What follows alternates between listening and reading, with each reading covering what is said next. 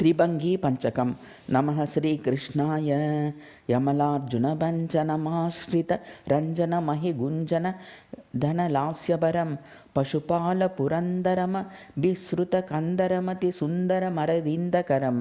वरगोपवधूजनविरचितपूजन मूरुकूजननवे नववेणुधरं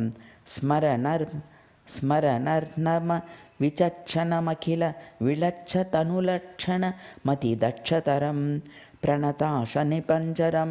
नम्बरिपिञ्जरमरिकुञ्जरहरिमिन्दुमुखं गोमण्डलरक्षिणमनुकृतपक्षिणमतिदक्षिणमयिं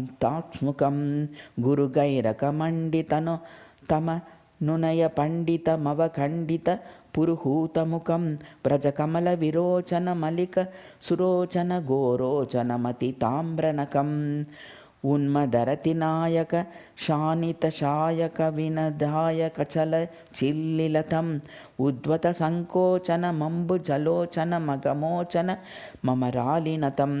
निखिलादिकगौरवमुज्ज्वलसौरभमतिगौरम गौरवपशुपीशुरतं कोमलपदपल्लवमभ्रमुवल्लभचिर्दुर्लभ सविलासगतं भुजमूर्ध्नि विशङ्कटमधिगतशङ्कटनतकङ्कटमटवीषुचलं नवनीत्पकराम्बितवनरोलम्बितमवलम्बितकलकण्टकलं दुर्जनतृणपावकमनुचर शावकनिकराव कमरोनुदुष्टचलं निजविक्रमचर्चितभुजगुरु गर्वितगन्धर्वि तदनुजातिबलं श्रुतिरत्नविभूषणरुचिजितपूषणमलिदूषणनयनान्तगतिं